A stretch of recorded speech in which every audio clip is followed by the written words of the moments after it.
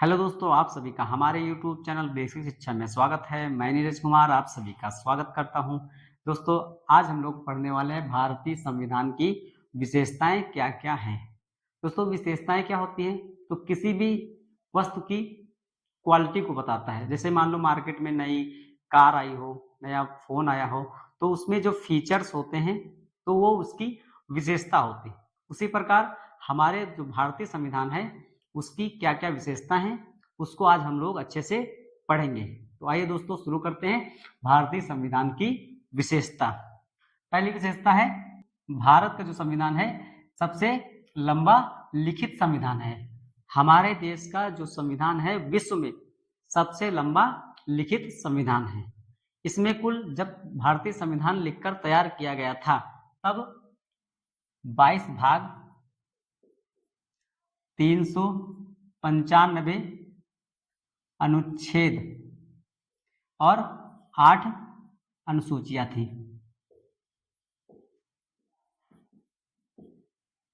वर्तमान में अनुसूचियों की संख्या बढ़कर पहले 8 थी, फिर 4 बढ़ाई गई। वर्तमान में 12 अनुसूचियां हैं। कितनी अनुसूचियां हैं? 12।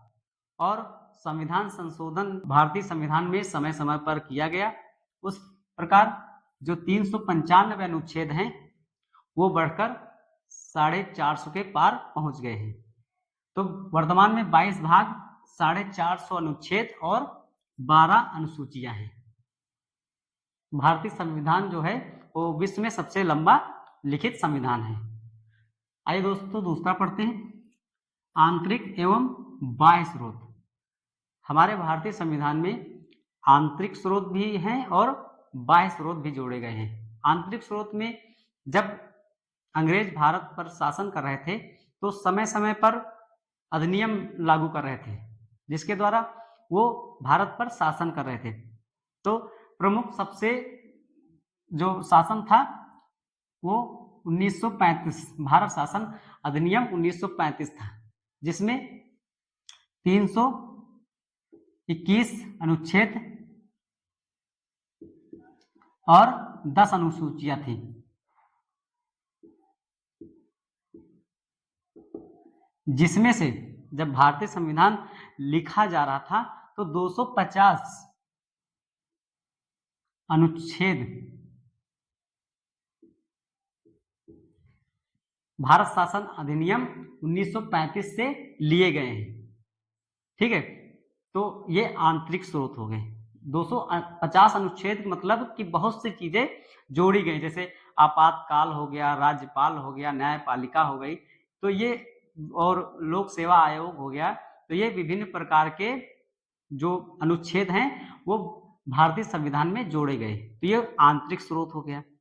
बाह्य स्रोत में जो विदेशों से लिए गए, जैसे नीति निर्देशक तत्व आयरलैंड से लिया गया है, संसदीय प्रणाली ब्रिटेन से ली गई है, और संविधान संशोधन दक्षिण अफ्रीका से लिया गया है। तो उस प्रकार ये बाह्य स्रोत हो गए।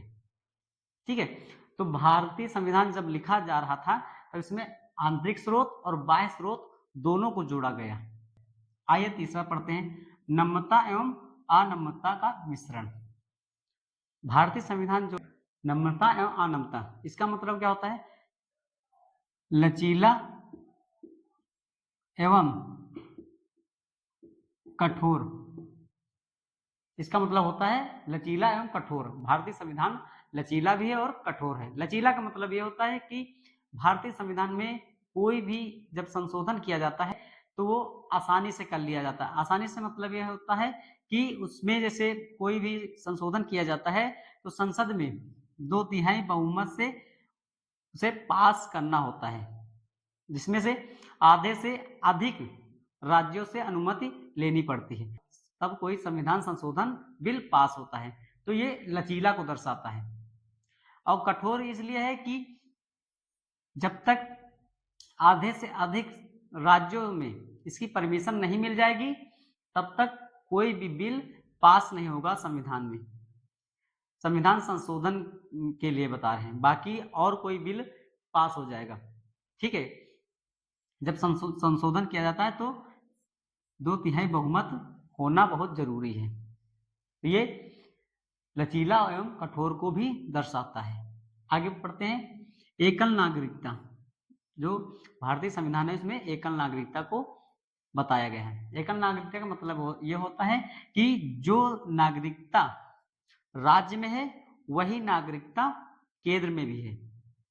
ठीक है, यह ब्रिटेन से लिया गया है। कहां से लिया गया है? ब्रिटेन के संविधान से लिया गया है।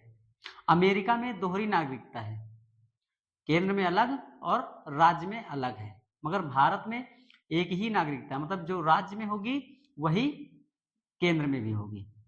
ठीक है, आगे मौलिक अधिकार। मौलिक अधिकार भाग 3 में दिया गया है। जो 22 भाग हैं उसमें से भाग 3 में मौलिक अधिकार दिया गया है, अनुच्छेद 12 से 35 तक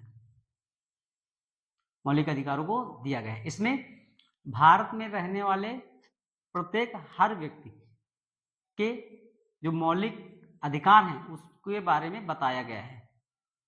इसको हम लोग आगे जब मौलिक अधिकार को पढ़ेंगे तब उसमें अच्छे से इसके बारे में डिस्कस करेंगे।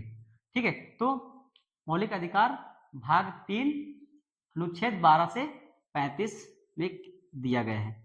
उसके आगे राज्य के नीति निर्देशक तत्व, तो इसको भाग 4 में दिया गया है। राज्य के नीति निर्देशक तत्व से मतलब है कि जो राज्य कोई कानून बनाता है राज्य के लिए, तो कानून बनाते समय ये बात राज्य को ध्यान में रखना होता है कि जो हम कानून बना रहे हैं वह जो नीति निर्देशक तत्व दिए गए हैं उससे खिलाफ तो नहीं है। तो ये देखकर कोई राज्य के लिए बिल पास किया जाता है या नियम कानून बनाया जाता है। तो ये राज्य के नीति निर्देशक तत्व भाग 4 में दिया गया है। उसके बाद मौलिक कर्तव्य, इसको भाग 4 के का में जोड़ा गया है। 42वां संविधान संशोधन 1976 में इसको जोड़ा गया। ठीक है, तो मौलिक कर्तव्यों को कब जोड़ा गया? भाग 4 के का और 42वां संविधान संशोधन 1976 में जोड़ा गया। और यह कब जोड़ा गया था? किसकी सिफारिश पे जोड़ा गया था? सरदार स्वर्ण सिंह समिति, स्वर्ण सिंह समिति के सिफारिश पर मौलिक कर्तव्यों को जोड़ा गया था। जब इसको जोड़ा गया था तब 10 मौलिक कर्तव्य थे और वर्तमान में अब 11 मौलिक कर्तव्य हैं। ठीक है, तो ये हमें याद रखना है कि मौलिक कर्तव्य कब जोड़े गए थे, पहले कितने थे और वर्तमान में कितने हैं, और यह किस समिति के अंतर्गत जोड़ा गया था। ये हमें मौलिक कर्तव्य के बारे में याद रखना है। उसके बाद पढ़ते हैं सार्वभौमिक मताधिकार। सार्वभौमिक मताधिकार का मतलब यह है कि जब मूल रूप से संविधान लिखकर तैयार किया गया था तब प्रत्येक वह व्यक्ति जिसकी आयु 21 वर्ष पूरी कर चुका हो उसको वोट देने का अधिकार था, चाहे किसी भी जाति का हो। ठीक है, उसको वोट देने का अधिकार था। कितने वर्ष का आयु का होना चाहिए था? वर्तमान में अब कितनी होनी चाहिए? 18 वर्ष। और यह 18 वर्ष कब की गई थी? तो 61वें संविधान संशोधन, कितने?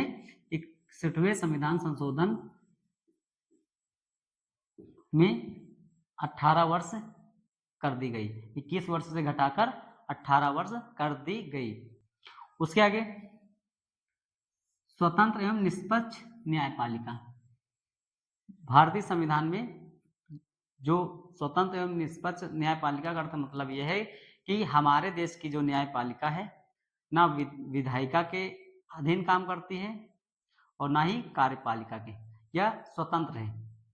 ठीक है, और जो हमारे देश में न्यायपालिका है वो ऐसे दिए गए हैं, सुप्रीम कोर्ट, उसके नीचे हाई कोर्ट और सबसे नीचे डिस्ट्रिक्ट कोर्ट।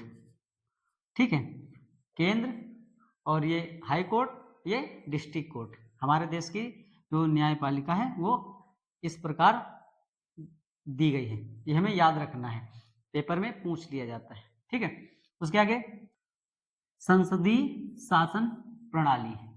संसदीय शासन प्रणाली दोस्तों कहां से लिया गया है? तो ब्रिटेन से लिया गया है। कहां से लिया गया है?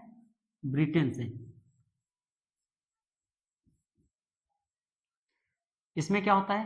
तो भारत में एक संसद होगा, ठीक है, संसद,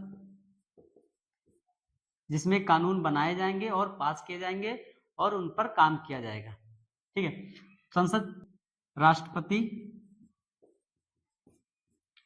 राज्यसभा और लोकसभा,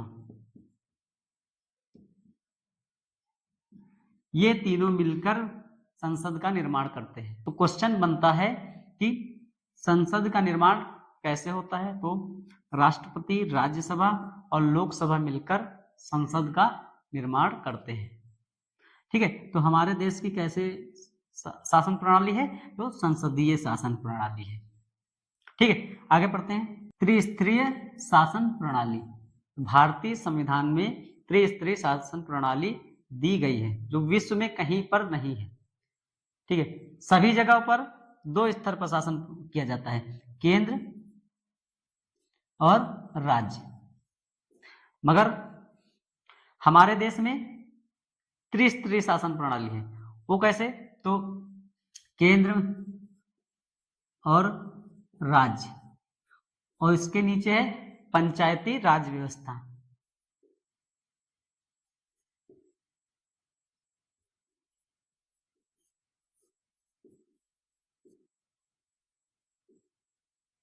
ठीक है, तो केंद्र, राज्य और पंचायती राज व्यवस्था ये त्रिस्तरीय शासन प्रणाली को बताता है। आगे पढ़ते हैं। पंथ निरपेक्ष राज्य।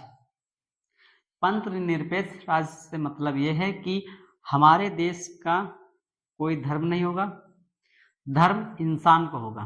मतलब कि देश जो है किसी धर्म से नहीं जाना जाएगा कि हिंदू धर्म बनेगा, मुस्लिम धर्म बनेगा या ईसाई धर्म से या अन्य कोई धर्म से। धर्म का होगा तो सिर्फ इंसान को होगा। ठीक है, तो पंथ निरपेक्ष राज्य। ठीक है, ये भारतीय संविधान की विशेषताएं हैं।